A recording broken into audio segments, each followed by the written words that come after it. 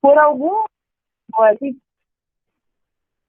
por algum motivo aí, ele não é totalmente capaz no momento do fato. Vamos só lembrar que a gente está na aula de direito penal, né? Uhum. E direito penal a gente fala de crime, é inevitável. Claro, claro. E quando a gente fala de crime, a gente sabe que a gente pode cometer crime por ação ou por omissão, beleza? Tá Uhum. lembrando das Perfeito. nossas aulas? Claro. Show. Por ação, o ato de fazer, o ato de agir. Por omissão, é deixar de fazer.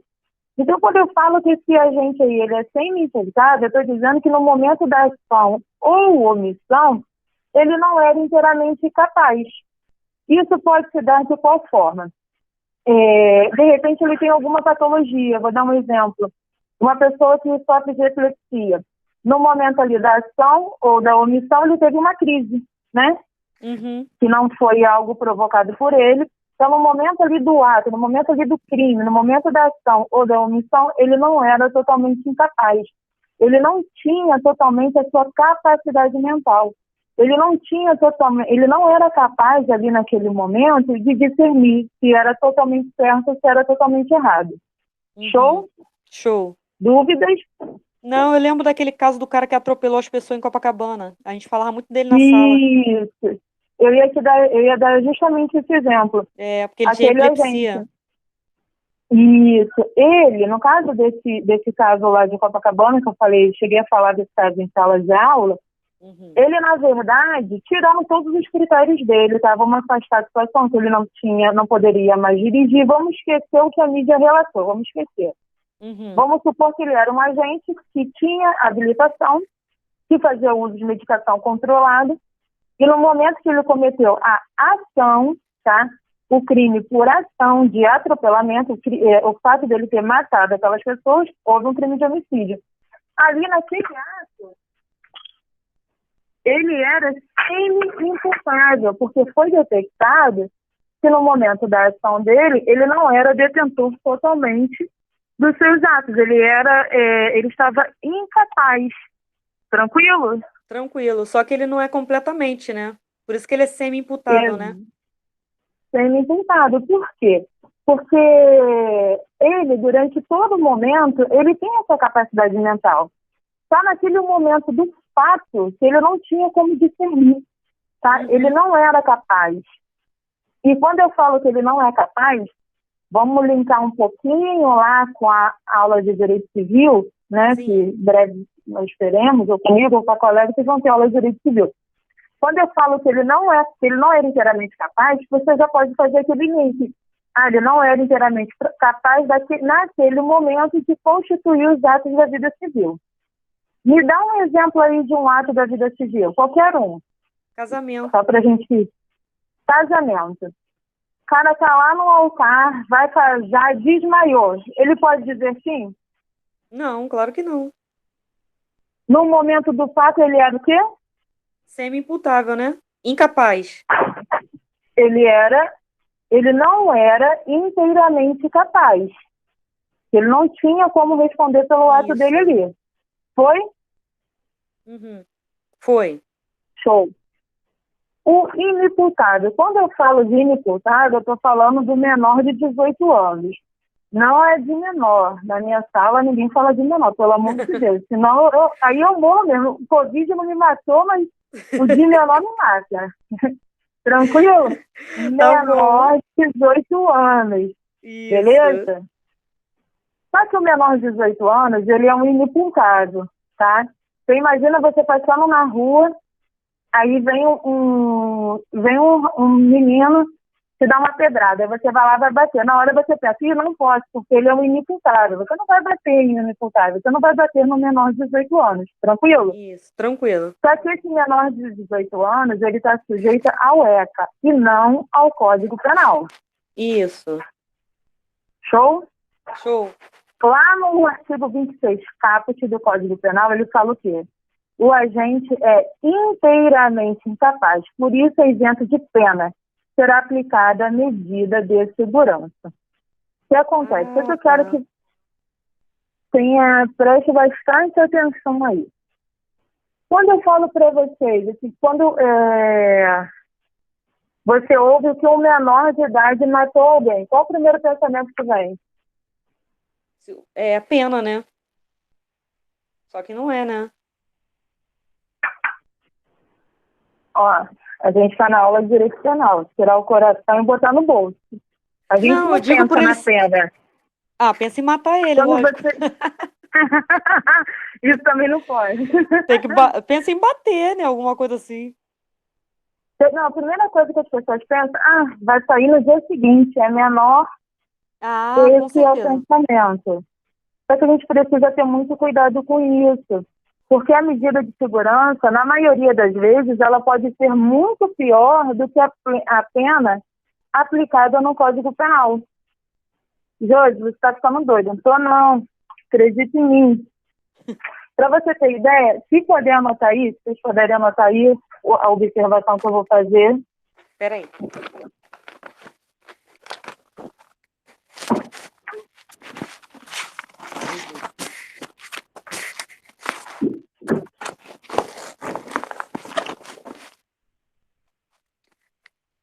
Peraí, Júlio.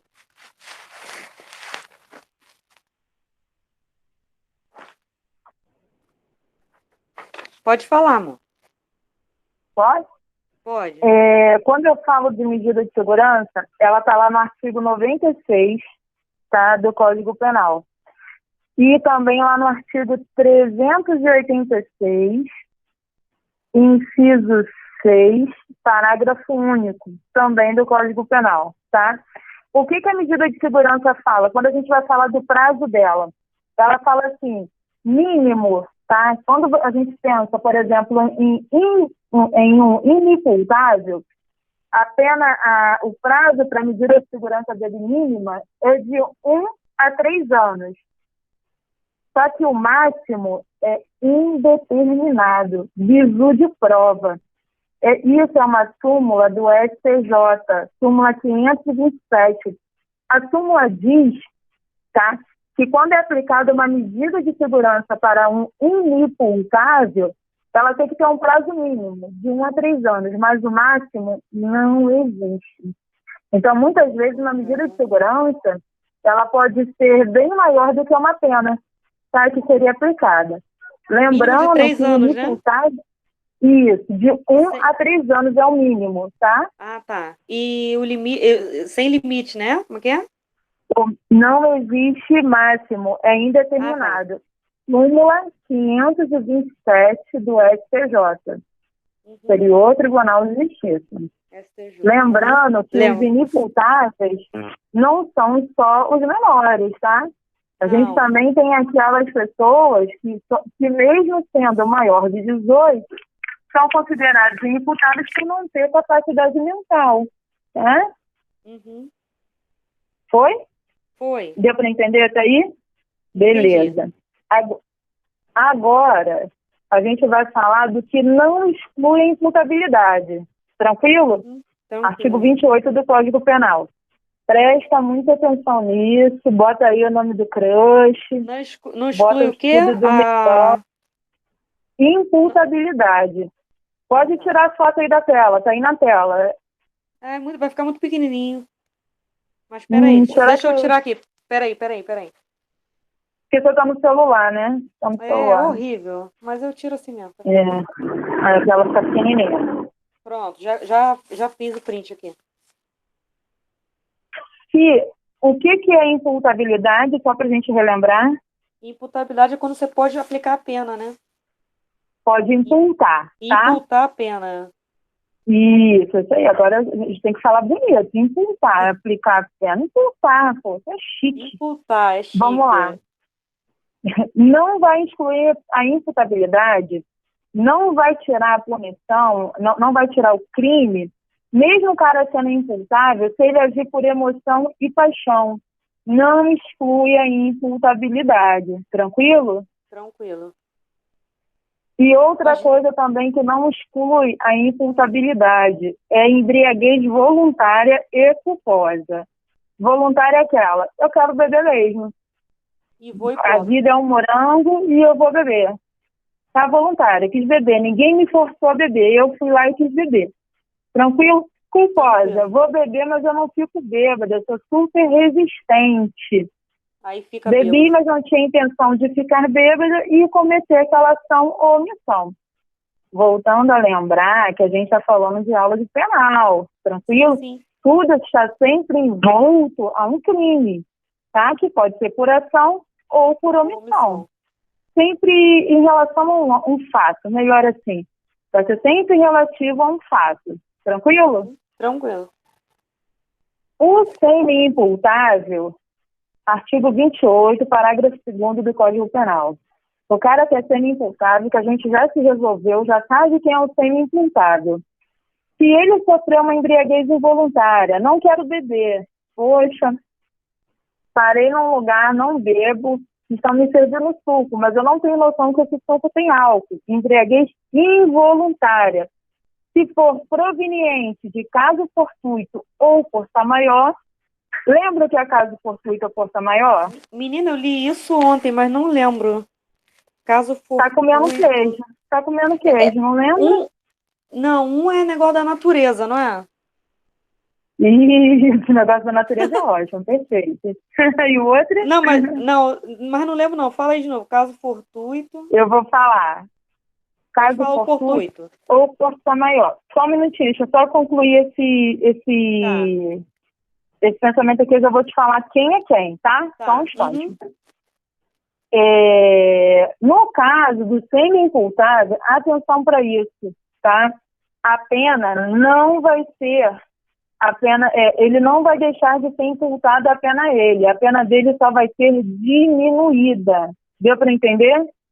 No semi. Isso. Vai continuar respondendo pelo crime, tranquilo, porém a pena vai ser diminuída, porque a embriaguez dele foi involuntária. Entendi. Foi aí? Foi. Tá. Vamos falar do inimputável, depois você deixa um espaçozinho no caderno para eu poder te ditar um conceitozinho, tá? De caso fortuito e força maior. Tá. Inimputável. O inimputável está lá no artigo 28, parágrafo 1º do Código Penal. Ele fala o quê?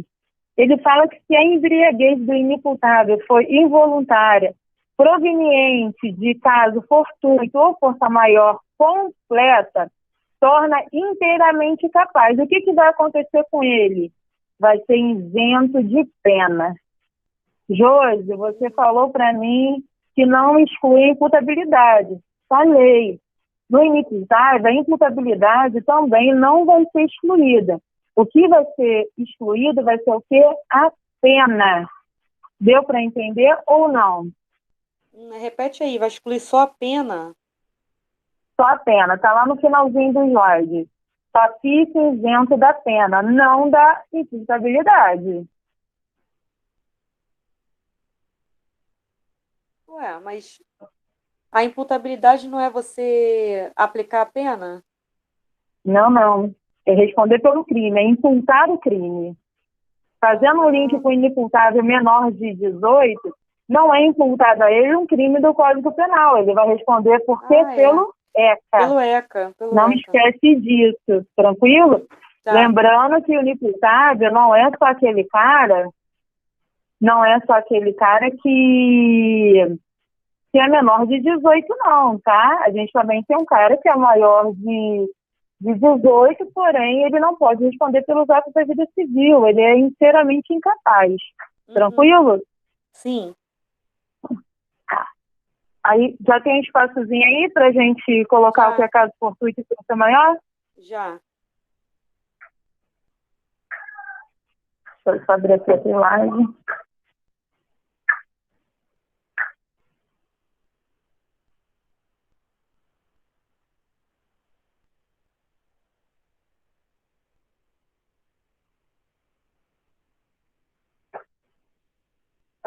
Tá me ouvindo? Peraí de ouvir. Tô ouvindo. Tá me ouvindo bem? Tô, perfeito. Ah, tá.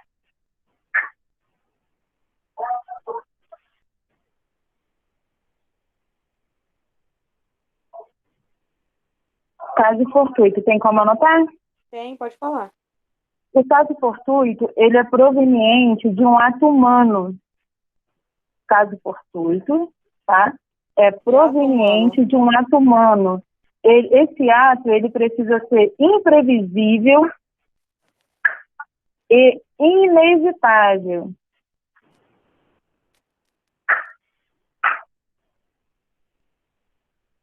O que vai impedir o cumprimento, tá, de uma obrigação. Um exemplo clássico que a gente escuta na faculdade de Direito, quando a gente prepara os alunos para a prova da ordem, que a gente escuta muito, é a situação de guerra, tá? É um ato humano, proveniente de um ato humano, só que ele impede o cumprimento de uma obrigação e é imprevisível e inevitável. A greve também. Você lembra da greve dos caminhoneiros? Lembro. Era inevitável, a gente não tinha como se locomover, ir aos locais, lembra? Isso, lembro sim. Considerado caso fortuito. Força maior, pode? Pode. Força maior são atos de origem da natureza, tá? Não tem relação humana. A gente pode falar aí das enchentes, furacões. Isso é força maior. Está além do ato humano, está além da mão humana. Não tem relação e de certa forma, né, nos impede de cumprir as nossas obrigações. Uhum. Deu para entender? Sim, anotei aqui. Foi, né? Foi sim. Exclusão de ilicitude, artigo 23 do Código Penal, ponto alto da aula, é esse. Tranquilo? Exclusão de ilicitude. Tá aí no slide. Uhum. Se quiser Artigo printar 23. depois. Tá. Atenção, principalmente quem for fazer prova para a Polícia Civil, prova para o TJ e a prova da DPEM que acabou de abrir, tá? Uhum. O Código Penal, ele é claro, ele fala, não há crime, pode grifar isso. Não há crime quando o agente pratica o fato em estado de necessidade, em legítima defesa e em estrito cumprimento do dever legal, ou no exercício regular do direito. Foco aí. Ele está dizendo que não há crime, ele está dizendo que você pode sim ter praticado esse ato, tá? Um ato criminoso, vamos dizer assim, para ficar mais fácil para vocês entenderem. Você pode ter cometido sim o ato criminoso, porém, se for aplicada uma exclusão de ilicitude por dessas três situações, são as únicas três situações, tá? Não haverá crime. Eu quero começar, apesar do Código Penal trazer na ordem estado de necessidade, legítima defesa e, em seguir, estrito cumprimento do dever legal, eu quero começar com legítima defesa. Uhum. Beleza? Por quê? Porque legítima defesa, a gente sabe que você pode agir em legítima defesa para quê? Para cessar injusta agressão ou iminente agressão. Tranquilo? Uhum. A legítima defesa, ela é uma excludente de ilicitude para si ou para outrem. Se você verifica uma injusta agressão, você tem um dever de agir, né? Isso. Óbvio, se você tiver condições para isso. Lembrando que é agir de forma moderada. Por quê? Porque se você agir com o excesso, você vai responder pelo excesso. Isso. Exemplo clássico aí que eu sempre falo, caso da Ana Hickman. Claro que outros crimes foram inclusos naquele processo. Sim. Mas quando a gente fala do caso da Ana Hickman, a gente faz menção de quê? Do cunhado tentando defendê-la. Isso. Tranquilo até aí, né? Sim. A gente não está pegando o processo na íntegra para estudar. Vamos focar nisso. Esqueceu que a mídia relatou. A Ana Hickman estava sendo assediada e o cunhado dela verificou. Tranquilo? Isso. Agiu legítima defesa dela. Tá? Josi, mas por que ele respondeu criminalmente? Tem que responder porque houve um crime de homicídio. Mas, além disso, por que não foi aplicada logo de cara a exclusão de ilicitude? porque ele agiu por excesso. Ele precisou responder pelo excesso. Deu para entender? Sim, sim. Então, a legítima defesa é para você cessar injusta agressão, mas de forma moderada. Foi? Foi, já anotei aqui. Eu tenho porte de arma, uma pessoa vem me roubar com uma faca, eu disparo 15 tiros no tórax dessa pessoa. Não é legítima defesa, né? Não tem estudante como, né? de licitude aí. Até porque eu sei onde o local que eu disparei é um local fatal. Então, eu não tinha interesse de cessar injusta agressão. Eu tinha interesse de cessar aquela vida. Matar, né? Isso aí. Foi? Foi. Agora o bizu da legítima defesa. Faz um asterisco aí, bota o escudo do Mengão, bota o Samba Beija-Flor, bota o nome da professora de penal. Vou botar aí, não melhor. Esquecer. Para não esquecer. É legítima defesa pré-ordenada. Gente, o que é isso? A legítima defesa pré-ordenada é aquela na qual você se antecipa. Tá? E é essa que eu acredito que as bancas vão trazer, tá? Na jurisprudência de licitude. Te vi falando de legítima defesa, né? Uhum. Por quê? Porque essa quase ninguém fala. Ela, você ouve muito em doutrina, né? Ela, você ouve muito quando você está se preparando para uma prova específica. Dificilmente quem está estudando sozinho vai falar da legítima defesa pré-ordenada. Então, vamos lá. A legítima defesa pré-ordenada é qual? É o circuito de TV, quando você bota na sua casa câmeras ou na sua loja. Você está se defendendo, você está se antecipando a uma injusta agressão. Quando você coloca arame, cercas, enfim. Legítima defesa pré-ordenada, antes do ilícito. Atenção. Isso é para a vida. Se você coloca circuito de TV em determinado estabelecimento, você precisa identificar que aquele estabelecimento tem circuito de TV. Aquela plaquinha, sorria, está sendo gravado. Isso aí. Mas é só o circuito de TV cuidado, ou arame também? Arame, sim. Arame, cerca... quando você coloca cacos de vidro e tal. Uhum. Só que você tem que identificá-la, né? Isso. Foi? Foi, anotei aqui. Beleza. Agora eu quero falar um pouquinho do estado de necessidade. Quando eu falo de estado de necessidade, o que vem na cabeça? A gente se defender, né? De alguma coisa. O estado de necessidade, geralmente quando a gente fala, quando você vai estudar por conta própria, geralmente você ouve o estado de necessidade assim. Aquela pessoa que está passando por alguma necessidade, vai em uma grande rede de supermercado e furta 1 quilo de arroz. Tranquilo, para cessar a fome. Pode ser alegado uma excludente de licitude? Pode. 1 quilo de arroz vai enriquecer essa pessoa que furtou? Não. Vai empobrecer essa grande rede de supermercado? Também não. Agora, né, você vai lá e furta um queijo de Parma. Opa, alguma coisa não está legal, você não está querendo matar a sua fome. Mas não é disso que eu quero falar hoje, não. Hoje eu quero falar do estado de necessidade no sentido que você vai prejudicar um direito para salvar outro. Consegue entender? Tipo, esse negócio do roubo não. Vai, explica aí. Quando eu falo que você vai prejudicar um direito para salvar outro, vou dar um exemplo. Você vem dirigindo lá, seu carrinho lá, aí vê uma pessoa na sua direção. Para você não atropelar aquela pessoa, você bate em um carro, em um outro carro. Estado de necessidade. Jorge, eu não sabia que isso era estado de necessidade, mas para isso eu estou aqui, entendeu? Eu estou arriscando que a prova vai trazer isso, as próximas provas. Porque todas as vezes que qualquer aula que você pega de estado de necessidade, as pessoas focam muito nessa área de alimentação, que é certa, está correta. Inclusive, eu já falei disso em sala de aula.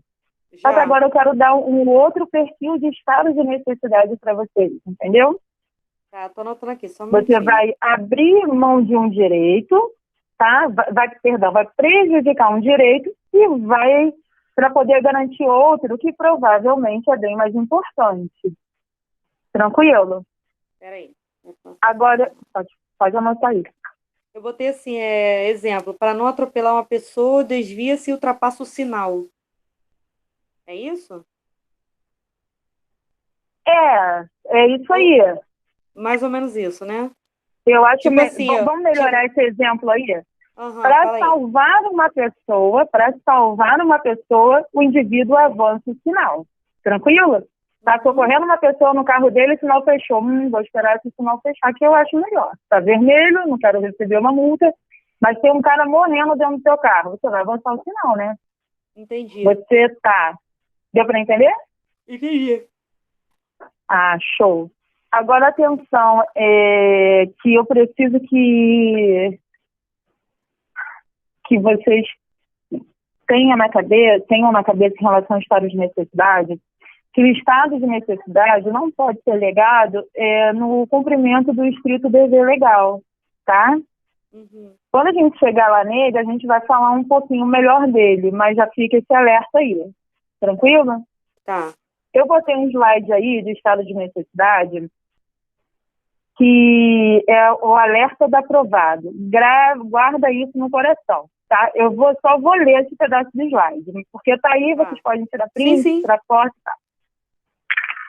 O agente pratica um fato típico contra um direito para salvar outro direito. O nome disso é o quê? Relação razoável. O exemplo que você trouxe para mim, por exemplo, o exemplo que você trouxe, por exemplo, não ficou nem redundante. Avançar um sinal, tá? Para salvar uma vida. Show, beleza, perfeito. Segunda dica, o Código Penal adotou somente uma espécie de estado de necessidade. Cuidado com isso. Grifem aí, tá? A teoria unitária ou a teoria unificadora. E sempre, sempre será uma excludente de ilicitude. Mas desde que o estado de necessidade seja justificado. Tranquilo? Uhum. Bom. Vamos voltar lá. Agora a gente vai falar do estrito cumprimento do dever legal. O que é isso, hein? Fala comigo. Estrito cumprimento do dever legal, não lembro. Não lembra? Mas o que te leva a crer? O que é, mais ou menos? Quando a gente cumpre o dever legal certo, não é isso? Não. Não? Deixa eu até anotar aqui. Quando a gente fala de estrito cumprimento do dever legal, eu gosto de trabalhar muito com o exemplo da prisão em flagrante, realizada por um policial. Por exemplo, no caso de um sequestro com cárcere privado. É lícito, tá? Em razão do estrito cumprimento do dever legal.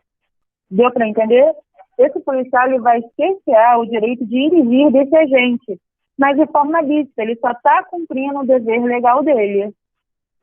Foi? Deu para entender? Ele está salvando uma pessoa no flagrante, é isso? Aí ele vai e prende a outra. O ato dele prender a outra ali no momento, é isso? Isso. Vou te dar um exemplo que talvez fique um pouco mais claro. Quando a gente fala de estrito cumprimento do dever legal, a gente está falando que se qualquer outra pessoa fizesse aquele ato ilícito, receberia uma punição. Mas como você está cumprindo o seu dever legal, a ilicitude do seu ato vai ser excluída. Entendi. Deu para entender? Entendi, clareou um pouco mais. Clareou? Mas por que seria errado se ele tivesse cerceando o direito de ir e vir? Porque o cara não teve o trânsito em julgado? Oi? Ele estaria errado fazendo isso, porque o cara que estava na injusta lá, agressão lá, ele não teve o trânsito em julgado, foi isso? Mais ou menos. Para você ter uma pena de prisão, não necessariamente precisa ter trânsito em julgado diretamente, né? Uhum.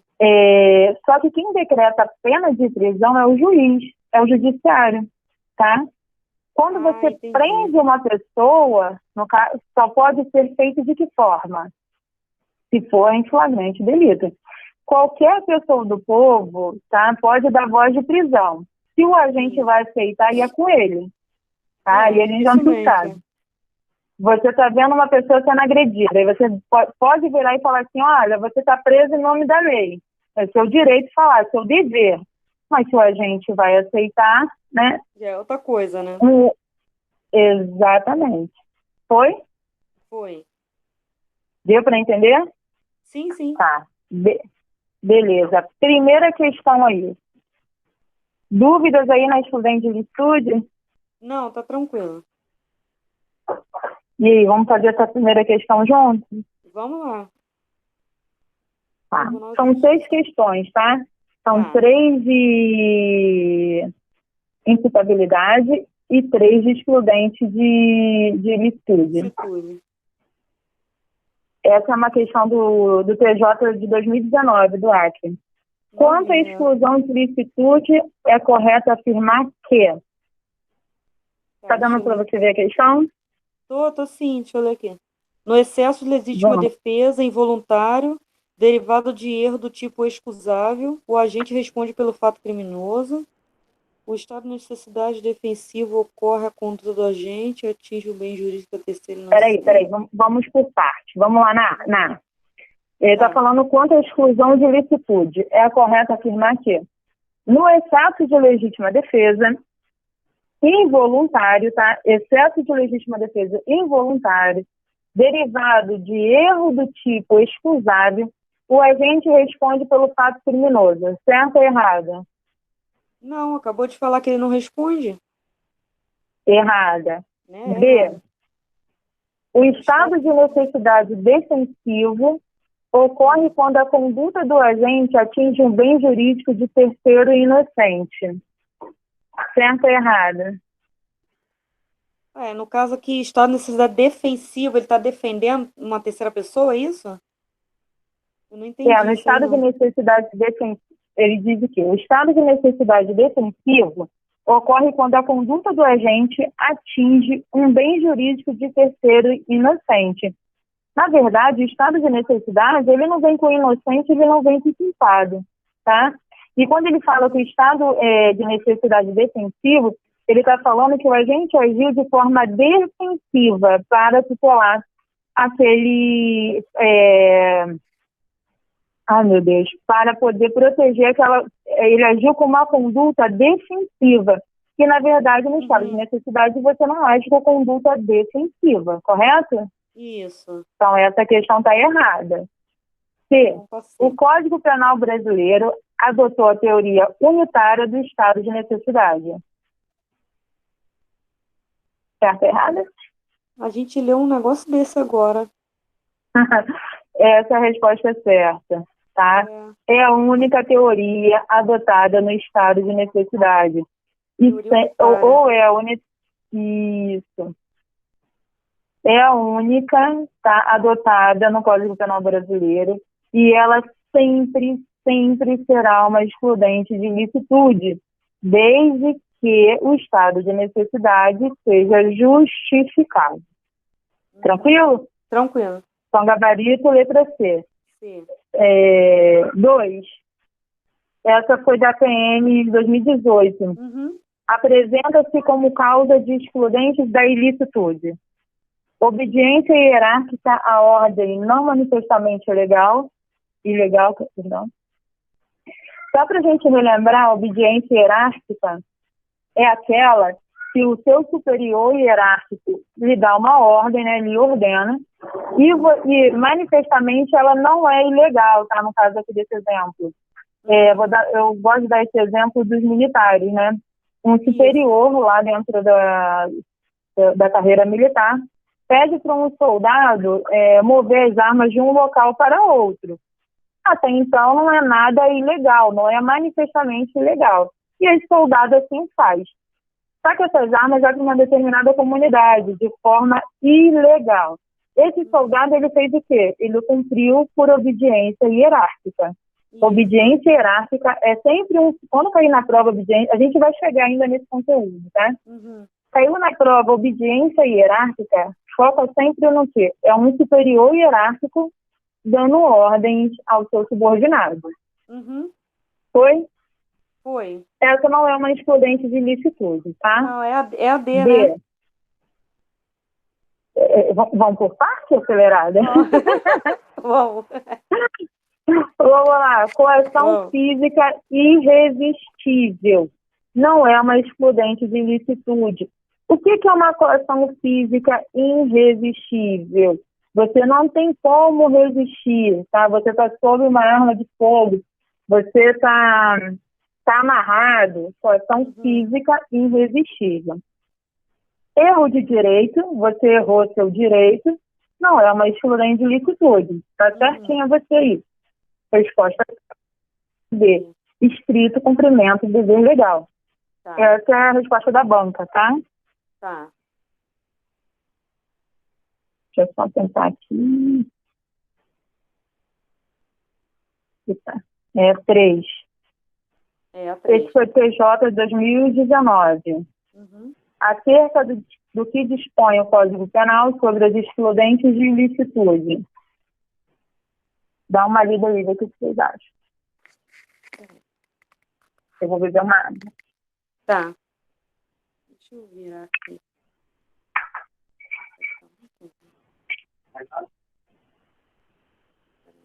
Deu uma olhadinha rapidinho? Peraí. Vamos fazer... Fiz merda aqui. Fiz merda aqui, peraí. Jesus, misericórdia, cadê você aqui? Ah, tá. Ele foi. Meu pai do céu. Não vira essa porra aqui.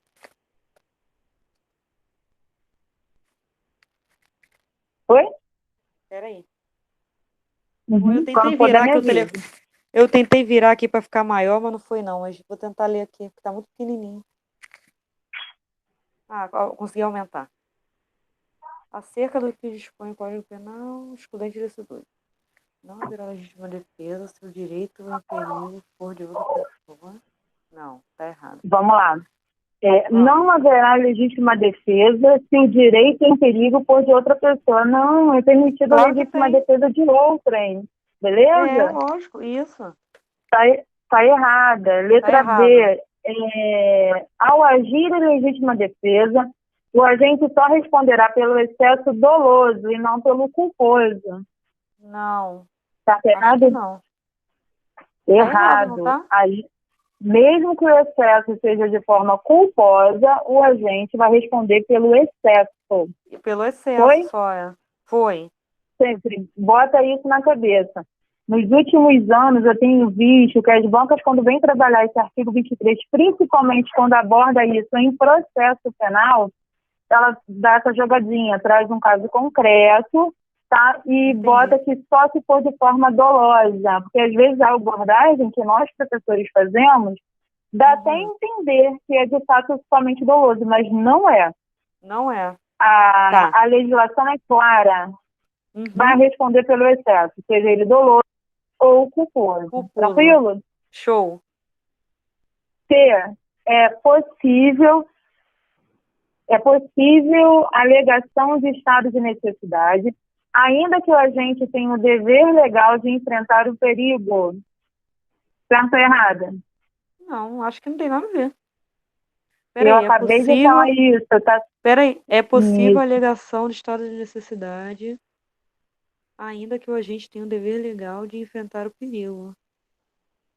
Sim, né? Não. Peraí, é possível. Na hora que eu falei de estado de necessidade, eu dei uma pincelada porque eu queria chegar nessa questão para poder explicar melhor. Ah, tá. Se o agente ele tem o dever legal de agir, ele não pode alegar estado de necessidade. Vou dar um exemplo. Bombeiro chega, a sala está pegando fogo. E não vou entrar não porque eu não vou me queimar. Não pode. Ele tem que ir. Exatamente. Se é dever legal de agir, não pode alegar estado de necessidade. Entendi Tranquilo? a questão. Sim, sim, agora eu entendi a questão. Por isso que quando eu falei de estado de necessidade, eu fiz um slidezinho só dele, e eu queria chegar nessa questão para a gente falar de quem tem o dever legal de agir, tá? Quem tem o dever legal de enfrentar o perigo. Tranquilo? Tranquilo. Letra D de dado. D de dado, né? Isso, D de Deus. Não é só na sala que eu me confundo com as letras, não, tá vendo? Não. Também. Tá tudo certo. D. Somente reconhecida no direito penal brasileiro a legítima defesa putativa, não sendo admissível a invocação de estado de necessidade putativa. Deixa eu só falar uma coisa dessa questão. A gente está falando de direito, uma matéria que lida... Uma matéria de direito e ciências humanas. Somente então, não vai caber cuidado, aí. Exatamente. Pelo que eu canso de falar na sala de aula, muito cuidado com as expressões taxativas, a banca na maldosa. Somente. Quando vê essas expressões muito taxativas em direito, liga aquela lâmpadazinha assim, do desenho, de pensamento, e fala, opa, tem alguma coisa aí que não está legal, tá? Então, essa questão aí já caiu por terra, porque ela fala que direito somente é reconhecida no direito penal brasileiro legítima defesa putativa, não sendo admissível a invocação de estado de necessidade putativo. Essa parte já está errada, tem estado de necessidade, Exato. E letra E, o estado de necessidade, embora seja razoável, exigir-se o sacrifício do direito ameaçado, a pena poderá ser reduzida de 1 a 2 terços. Certíssimo. Josi, mas tu não falou nada de redução de pena. Calma que isso é para aula de processo. Eu só levantei a bolinha aqui. Sim, para vocês porque isso aí é processo, Isso, para vocês começarem a ter contato com isso, tá? Se o estado de necessidade, mesmo ele sendo razoável, exigir o sacrifício do direito ameaçado, a pena poderá ser reduzida de 1 a 2 terços. Tranquilo? Tranquilo. Esse é o gabarito. Vamos lá para questão número 4. Esse é o PTJ da Amazonas. Pedro, com 22 anos de idade, e Paulo, com 20 anos de idade, foram denunciados pela prática de furto contra Ana. A defesa de Pedro alegou inimputabilidade. Paulo confessou o crime, tendo afirmado que escolhera a vítima porque, além de idosa, ela era sua tia. Com relação a essa situação hipotética, julgue os itens subsecutivos a respeito da imputabilidade penal, crimes contra o patrimônio, punibilidade e causas de extinção de aplicação da pena. Trouxe um textão aqui para confundir vocês, mas o bizu está aqui embaixo. Se, em virtude de perturbação de saúde mental, Pedro não for inteiramente capaz de entender o caráter ilícito do seu ato ou de determinar-se de acordo com esse entendimento, a pena imposta a ele poderá ser reduzida. Certo ou errado? Espera aí. Sem virtude de perturbação de saúde mental, Pedro não foi... Mas aqui está dizendo que ele não foi inteiramente capaz. Então, não, ele vai ser inimputável, né? Não. Inteiramente incapaz. Ele não é totalmente incapaz. É verdade. É inteiramente, não é todo, né? Então, ele poderá ter a pena reduzida. Não for inteiramente capaz de entender o caráter ilícito do seu ato ou de determinar-se de acordo com esse entendimento, a pena imposta a ele poderá ser reduzida. Certo, né? Exatamente, certinho. Eu tenho que ter cuidado com essa palavra aí, ó. Eu li como se fosse totalmente. Não, deixa eu voltar lá na questão. Ela fala, se ele não for inteiramente capaz. Isso. Tá? Inteiramente capaz. Se ele fosse inteiramente incapaz, o que ia acontecer com ele? Inimputável. Inimputável. Nesse caso, a gente está falando de um agente Esse é imputável ainda, né? Semi-imputável. semi-imputável, Isso. tá? É, Essa foi uma questão do STJ, tá? Uma prova do STJ 2018, mas ela é de nível médio. Uhum. Julgue os vídeos que se seguem relativos à imputabilidade penal. Pessoas doentes mentais que tenham 18 anos ou mais, 18 ou mais anos de idade, mesmo que sejam inteiramente incapazes, ao conflito da outra questão, de entender o caráter ilícito da conduta criminosa ou de determinar-se de acordo com esse entendimento, são penalmente imputáveis. Não, é inimputáveis, né? Boa, garota, exatamente. Tá errado. Inimputáveis, ele é inteiramente incapaz. É. Banca maldosa. Aí a pessoa não presta atenção. Não é por isso que vocês estão se preparando. Porque não é nem questão que não preste atenção.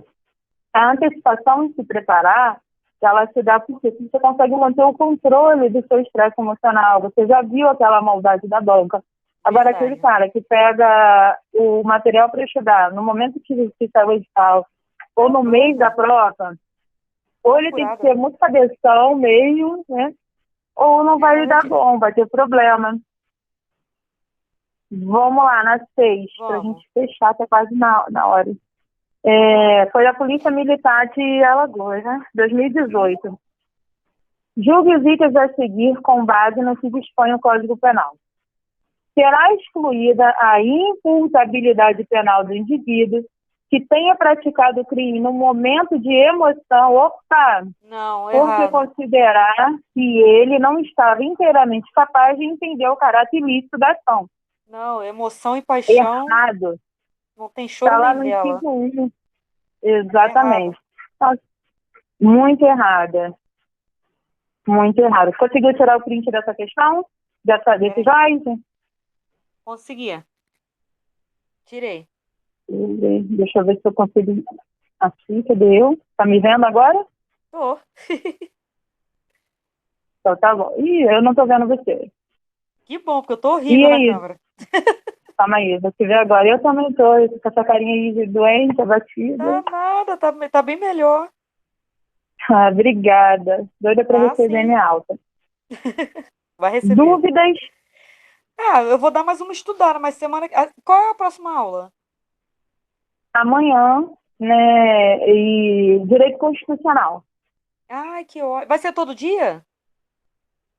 Não, hoje era o dia da colega, mas eu acho que ela não pôde dar aula hoje.